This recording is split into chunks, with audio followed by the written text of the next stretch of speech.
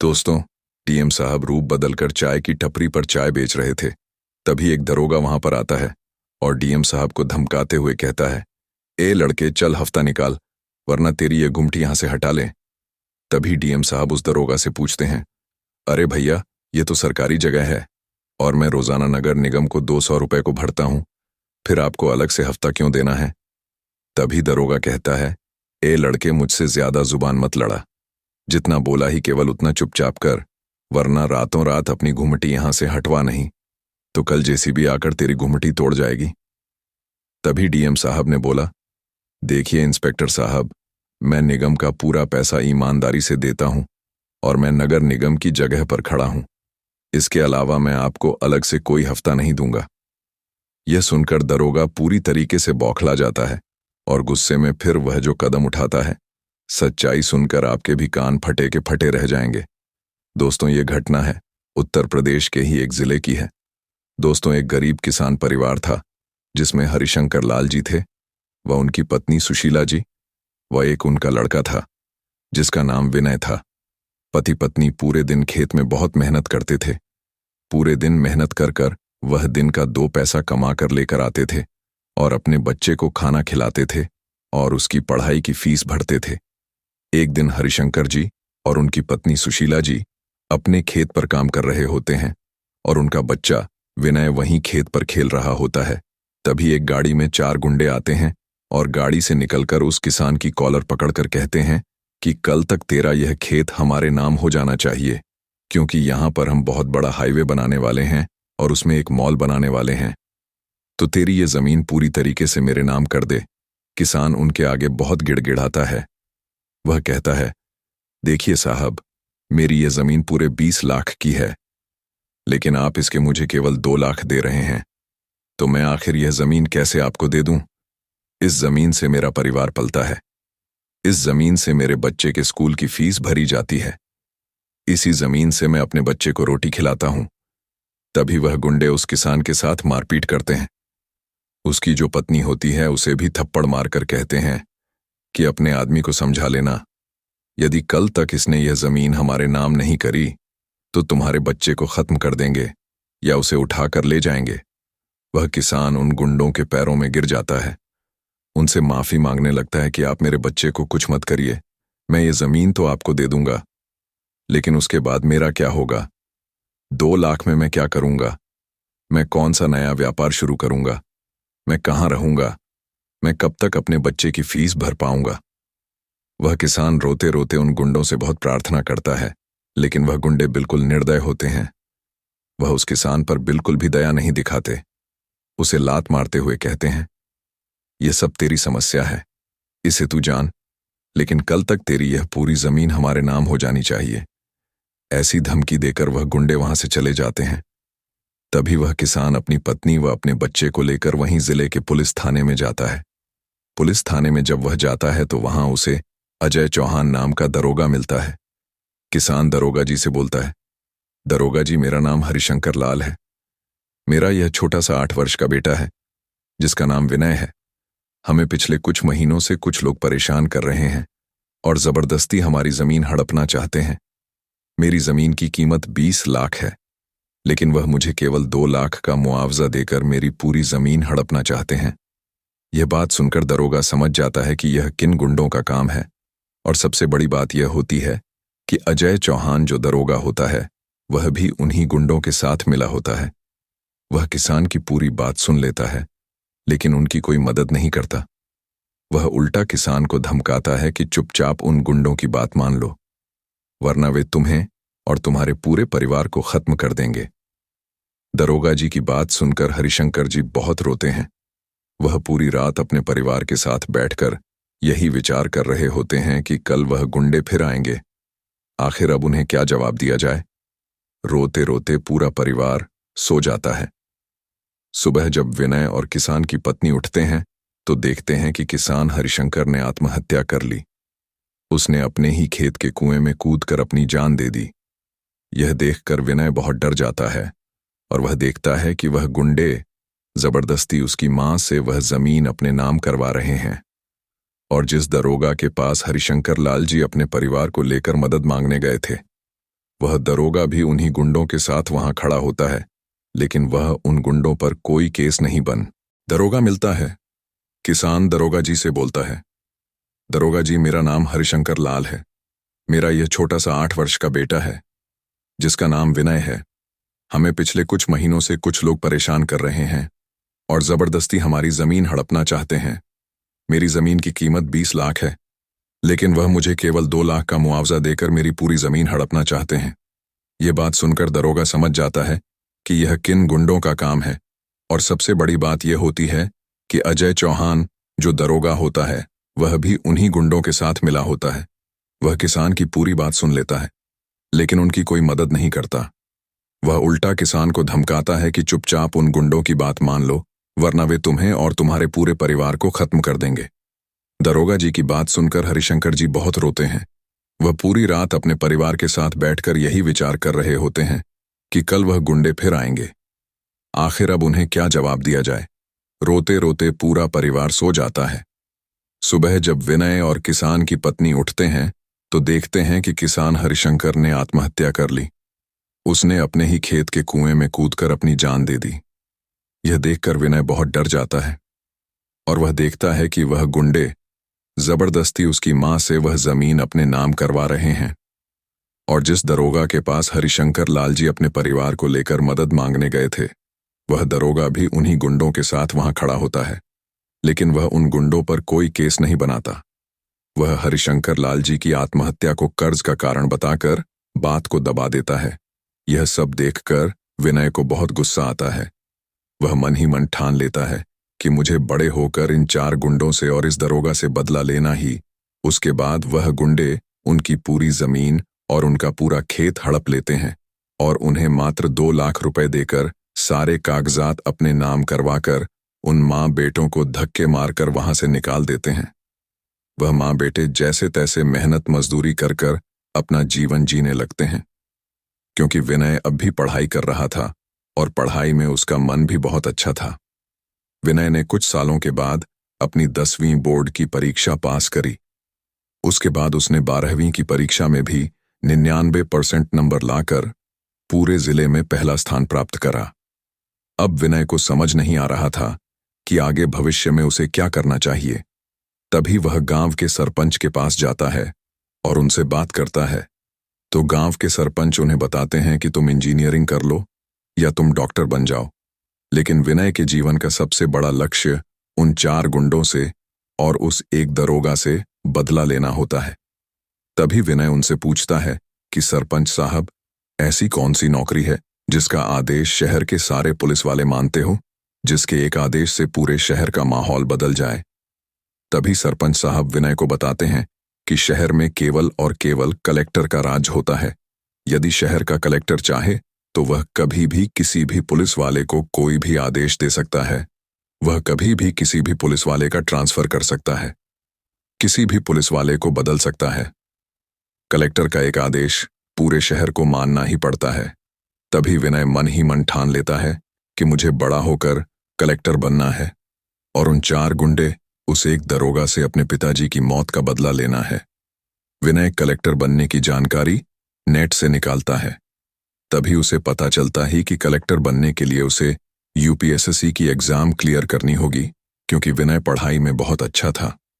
वह अपने आगे की पढ़ाई के लिए बहुत मेहनत से पैसे जुटाकर कोटा चला जाता है और वहां से कलेक्टर की पढ़ाई शुरू कर देता है। विनय अपने यूपीएससी के पहले अटेम्प्ट में असफल होता है, लेकिन वह अपने दूसरे अटेम्प्ट में पहली दूसरी परीक्षा को पास कर लेता है। अब उसके सामने केवल एक ही लक्ष्य था। वह लक्ष्य था इंटरव्यू का। यदि विनय इंटरव्यू क्लियर कर लेता है तो वह कलेक्टर बन जाएगा। विनय अपने इंटरव्यू के लिए बहुत मेहनत करता है, बहुत पढ़ाई करता है और भगवान में उसका बहुत विश्वास होता है, तो उसका इंटरव्यू भी काफी अच्छा जाता है। वह बहुत खुश था क्योंकि उसका इंटरव्यू बहुत अच्छा गया था। और कुछ ही दिनों के बाद जब रिजल्ट आता है तो विनय का नाम सबसे पहले स्थान पर आता है। अच्छी बात यह थी कि विनय उसी जिले का कलेक्टर बनता है जहां पर उन गुंडों ने, पुलिस वालों ने मिलकर उसके पिता की हत्या करवा दी थी और आसपास के सभी किसानों की जमीन हड़प ली थी। कुछ महीनों तक विनय की काफी कठिन ट्रेनिंग चलती है। कुछ महीनों के बाद जब विनय अपनी पोस्ट पर आता है तो वह गांव में जाकर गांव के कुछ दुकानदार से वह कुछ किसानों से बातचीत करता है। तभी विनय को पता लगता है कि वह 4 गुंडे जो उसके पिता को परेशान कर रहे थे वह अभी भी उसी गांव में रहते हैं और वह कभी कभार गांव में आकर गांव के दुकानदारों से हफ्ता वसूली करते हैं। उन दुकानदारों को धमका कर रखते हैं कि यदि तू यहां पर ठेला लगा रहा है तो तुझे रोज का हफ्ता हमें देना होगा। यदि तू यह हफ्ता नहीं देगा तो तेरी दुकान को रातों रात तोड़वा दिया जाएगा। और यदि कोई दुकानदार उन गुंडों की कंप्लेन करने पुलिस स्टेशन जाता है तो पुलिस भी उनकी कोई सहायता नहीं करती, क्योंकि जो पुलिस वाले होते हैं वह भी उन गुंडों के साथ मिले होते हैं, वह भी सारे घूसखोर होते हैं। तभी विनय ठान लेता है कि मुझे कोई ऐसी योजना बनानी होगी कि वह सारे गुंडे और घूसखोर पुलिस वाले सभी एक साथ रंगे हाथ पकड़ा जाए, वरना यदि मैंने गुंडों को पकड़ लिया तो वह पुलिस वालों का नाम नहीं लेंगे और पुलिस वालों को पकड़ लिया तो वह गुंडों का नाम नहीं लेंगे। विनय को अब एक ऐसी योजना बनानी थी कि वे गुंडे और पुलिस वाले सभी को एक साथ रंगे हाथ पकड़ सके। तभी विनय अपनी पूरी योजना तैयार कर लेता है और अपने गुप्त सूत्रों को यह खबर दे देता है कि जिस दिन उन गुंडों का हफ्ता वसूली करने के लिए आने का समय हो तब से 1 दिन पहले वह उसे खबर दे दे। 4 से 5 दिनों के बाद विनय के गुप्त सूत्रों द्वारा उसे खबर मिल जाती है कि अगले आने वाले रविवार को गुंडे उसी गांव में हफ्ता वसूली के लिए आने वाले हैं। रविवार की सुबह सुबह ही विनय एक चाय वाले का लेकर उसी गांव में चाय की गुमटी लगाकर वहां पर चाय बेचने लग जाता है। दिन के 12 बजते हैं और वहां पर एक गाड़ी आती है जिनमें से 4 गुंडे उतरते हैं और वह गांव की हर एक दुकान से पूरा पूरा हफ्ता वसूल करते हैं। तभी 2 गुंडे विनय के पास आते हैं। विनय कहता है, अरे किस बात का हफ्ता, मैं तो नगर निगम का पूरा पैसा भरता हूं, नगर निगम की रसीद कटती है, मैं वह पूरा पैसा ईमानदारी से भरता हूं, आखिर मैं तुम्हें पैसा क्यों दूं? तभी उनमें से एक गुंडा बहुत ऊंची आवाज में बोलता है, ए बेवकूफ, ज्यादा बात मत कर, तू क्या नया नया आया है, क्या तुझे यहाँ का नियम नहीं पता? यदि यहाँ पर दुकान लगानी है, यहाँ पर व्यापार करना है तो रोज का हफ्ता देना होगा। हम महीने में 2 बार आएंगे और पूरे महीने का हफ्ता लेकर जाएंगे। चुपचाप हफ्ता निकाल, वरना 2 चांटे पड़ेंगे और तेरी पूरी दुकान को भी तोड़ दिया जाएगा। विनय बोलता है, अरे साहब, तुम ऐसे गुंडागर्दी करोगे तो मैं पुलिस के पास जाऊंगा, तुम्हारे नाम की रिपोर्ट लिखवा दूंगा। तभी वह गुंडे वहां पर हंसने लगते हैं और विनय से कहते हैं कि चल, तू अभी नया नया आया है, मैं खुद तुझे पुलिस वालों के पास ले जाता हूं। पुलिस वालों को जाकर कह देना कि हम आए थे और हफ्ता वसूली कर रहे थे। विनय बोलता है, मैं तुम्हें कोई हफ्ता नहीं देने वाला। तभी वह गुंडे विनय के साथ मारपीट करने लग जाते हैं। इतने में ही उधर से पुलिस की गाड़ी आ रही होती है। विनय देखता है कि उस गाड़ी में वही अजय चौहान नामक दरोगा बैठा है जो इनके साथ मिला हुआ है। विनय दौड़ता हुआ उस गाड़ी के आगे जाता है और गाड़ी के आगे गिड़गिड़ाने लगता है। विनय बोलता है, पुलिस वाले साहब, मुझे इन गुंडों से बचा लीजिए, यह गुंडे मेरे साथ मारपीट कर रहे हैं, मेरी दुकान में तोड़फोड़ कर रहे हैं और मुझसे हफ्ता मांग रहे हैं। क्योंकि विनय ने पूरी तरीके से अपना रूप बदल रखा था, इसीलिए वह दरोगा भी उसे नहीं पहचान पाता है कि यह तो यहाँ का कलेक्टर है। और वह गाड़ी से उतरकर गुंडों की बजाय विनय की कॉलर पकड़कर विनय से कहता है, तो इसमें गलत क्या है? चुपचाप इन्हें इनका हफ्ता दे, वरना यह तेरी दुकान पूरी तरीके से नष्ट कर देंगे और तू इनका चाह कर भी कुछ नहीं बिगाड़ पाएगा। और ऐसे रोते रोते तू मेरे पास तो क्या पूरे थाने में किसी भी पुलिस वाले के पास चले जाना, कोई भी तेरी मदद नहीं करने वाला। दरोगा जैसे ही यह बात बोलता है, विनय के चेहरे से आंसू मिट जाते हैं और विनय हंसने लगता है। विनय की हंसी देखकर वो और वहां खड़े सभी गुंडे और दरोगा चौंक जाते हैं। गांव वाले भी विनय को देखकर चौंक जाते हैं कि आखिर यह गुंडे और पुलिस वालों के सामने हंस क्यों रहा है। फिर विनय धीरे धीरे अपनी दाढ़ी मूछे और अपने बालों पर से नकली बाल हटाने लगता है और जैसे ही अपने रूप में आता है, सामने खड़े दारोगा की आंखें फटी की फटी रह जाती हैं। वह तुरंत सैल्यूट ठोकते हुए कहता है, अरे साहब, आप माफ कीजिएगा, मैंने आपको पहचाना नहीं। इतने में ही पीछे से कुछ अन्य थाने के पुलिस वाले आते हैं और वहां खड़े गुंडे को उस दरोगा को पकड़ लेते हैं। वह चारों गुंडे विनय के पांव में गिरकर गिड़गिड़ाने लगते हैं कि साहब, हमें माफ कर दीजिए, हम आपको पहचान नहीं पाए, वरना हम आपसे कभी हफ्ता नहीं लेते। तभी वह दरोगा विनय के पास जाता है और कहता है, साहब आप बिल्कुल टेंशन मत लीजिए, हम सभी के साथ मिल जाइए। हमारा सिर्फ हफ्ता वसूली का नहीं, बल्कि 1-2 नंबर का भी बहुत बड़ा व्यापार है। हमारी जेब तो पूरी तरीके से गर्म है, हम आपको भी मालामाल कर देंगे। इस नौकरी से आपको जितने तनख्वाह मिलती है, हम उससे 10 गुना ज्यादा पैसा आपके घर हर महीने पहुंचाते रहेंगे। इस नौकरी से साहब आप कितना कमा लोगे, आप कैसे अपने परिवार का पालन पोषण करोगे। आपके माता पिता भी बुजुर्ग हो रही होंगे, अपनी पत्नी को, अपने बच्चों का भी आपको ध्यान रखना होगा। उसे आप इतना पैसा देंगे जितना आप इस नौकरी में पूरी जिंदगी में नहीं कमा सकते।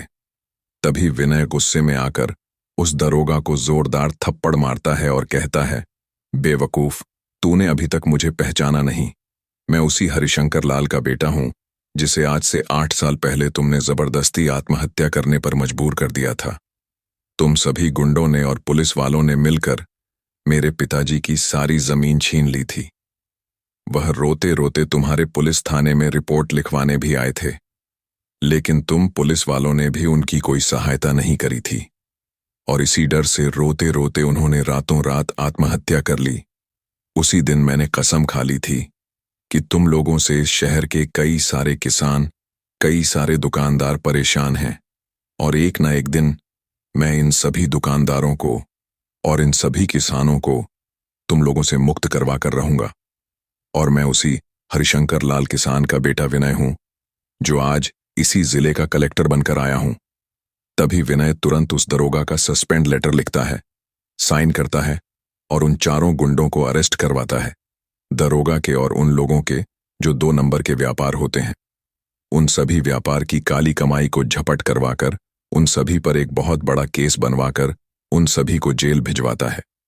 साथ ही साथ अभी तक उस दरोगा ने और अन्य पुलिस वालों ने, उन गुंडों ने जितने भी किसानों की जमीन हड़पी थी, जितने भी किसानों की जमीन पर कब्जा करना था, वह उन सभी किसानों को अपनी अपनी जमीन प्रदान करवाता है। वह शहर में जितने भी दुकानदारों से हफ्ता वसूली हो रही थी, वह सारी हफ्ता वसूली बंद करवाकर केवल नगर निगम की 200 रुपए की एक रसीद कटवाने का आदेश देता है। और साथ ही साथ शहर में जितने भी 2 नंबर की गलत व्यापार चल रहे थे, वह सभी भी धीरे धीरे कर विनय की डर से अपने आप बंद हो जाते हैं। शहर के सभी लोग विनय के इस कार्य से बहुत खुश थे। वह सभी लोग विनय का धन्यवाद करते थे।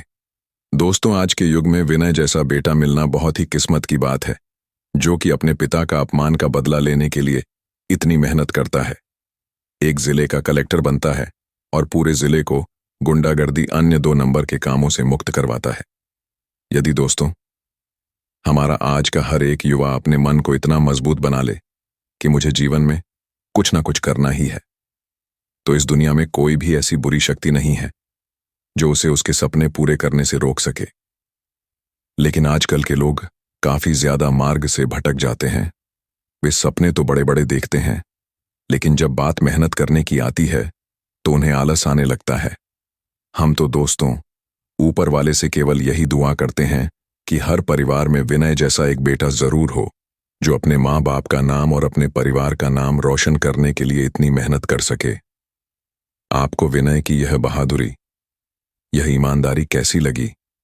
कमेंट में जरूर बताएं। धन्यवाद।